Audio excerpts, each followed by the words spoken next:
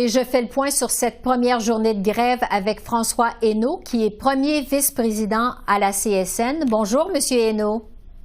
Bonjour, Mme Bégin. C'était donc votre première journée de perturbation aujourd'hui. Il y a eu des impacts qui se sont fait sentir dans les écoles, les cégeps, les hôpitaux, entre autres.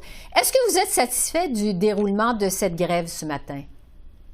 Oui, très satisfait. J'ai eu la chance, avec mes collègues du Front commun, de visiter plusieurs lignes de piquetage et je vous dirais que les gens sont heureux, les gens sont motivés, la mobilisation est bonne. Je vous dirais que du côté des hôpitaux, je vous dirais que le personnel cadre trouve déjà que c'était beaucoup d'ouvrages aujourd'hui. Donc,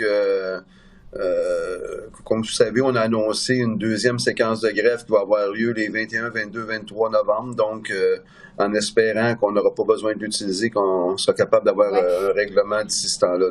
Justement, malgré ce débrayage ce matin, est-ce qu'il y a des discussions avec le gouvernement aujourd'hui? Est-ce qu'il y en a eu? Aujourd'hui, non. Il y a eu des discussions. Nos tables de négociation se rencontraient vendredi dernier. Les discussions n'ont pas été très fructueuses vendredi, mais aujourd'hui, il n'y avait pas de discussion aujourd'hui. Oui. On sait que les négos achoppent sur les salaires. Vous demandez une augmentation de 20 sur 3 ans. Est-ce que vos demandes respectent la capacité de payer des Québécois? Écoutez, est-ce que nos demandes respectent...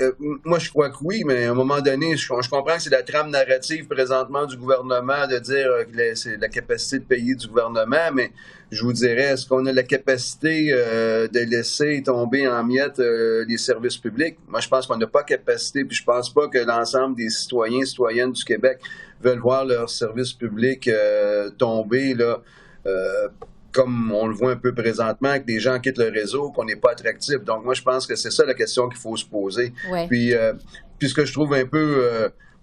l'UFOC présentement, c'est que là, tout d'un coup, on savait que ça arriverait, cette trame narrative-là de la capacité de payer du gouvernement.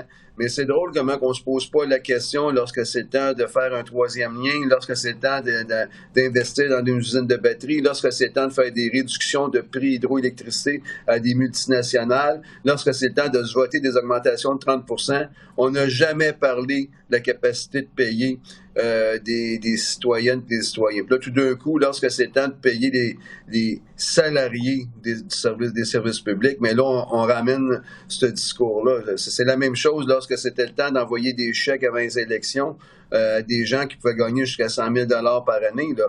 Donc, moi, je pense qu'à un moment donné, il faut être capable d'évaluer sa capacité de payer. C'est trop facile de dépenser comme des fous, puis par la suite dire on n'a pas de capacité de payer. C'est un peu comme si vous ou moi, on dit on s'achète une auto neuve avant Noël, puis après ça, on dit à nos enfants, mais désolé, on n'a pas d'argent, on vous achète de cadeaux cette année. Mais c'est un peu ce qu'ils font présentement. La présidente du Conseil du Trésor, Sonia Lebel, vous a demandé aujourd'hui, à vous les syndicats, de lui faire une contre-offre constructive qu'elle a dit. Elle dit qu'une négociation, ça ne peut pas se faire à sens unique. Qu'est-ce que vous répondez à ça? Bien, je suis content qu'elle nous dise qu'une négociation ne peut pas se faire à sens unique parce que j'ai l'impression que c'est pas mal ça qu'on fait depuis plus d'1 an présentement.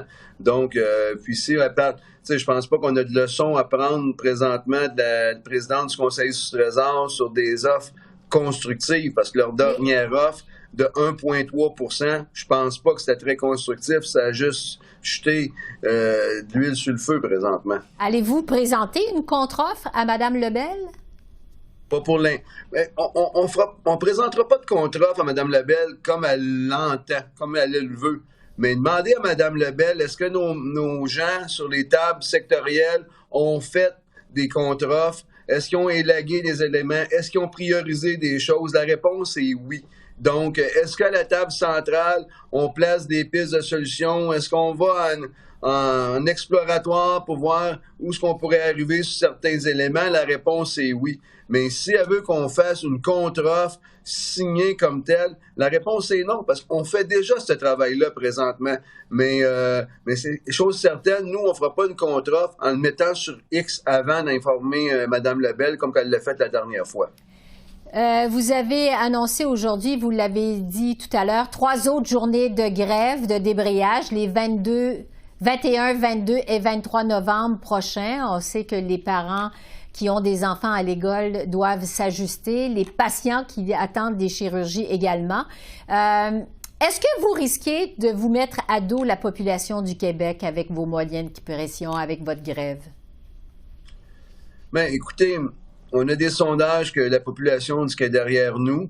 Moi, je prends toujours, pour exemple, la grève des éducatrices en CPE il y a un peu plus d'1 an au Québec, où l'ensemble de la population, les parents étaient derrière les éducatrices. Je pense que la population du Québec a vu la nécessité d'avoir des services publics en santé au Québec.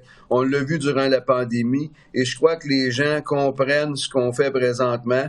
Écoutez, en même temps, vous comprenez qu'on a avisé d'avance qu'on était pour aller chercher un mandat de grève. On était 100 000 personnes dans les rues de Montréal, ça n'a pas bougé. On est allé chercher un mandat de grève de 95 %, ça n'a pas bougé. Ils ont commencé à bouger un petit peu lorsqu'on a brandi la date de la grève. Donc, à un moment donné, on essaie bien, là, mais je vous dirais, là, 1 an, on a réglé un élément en 1 an à la table des négociations de la table centrale. C'est impossible. Ça n'a pas de bon sens.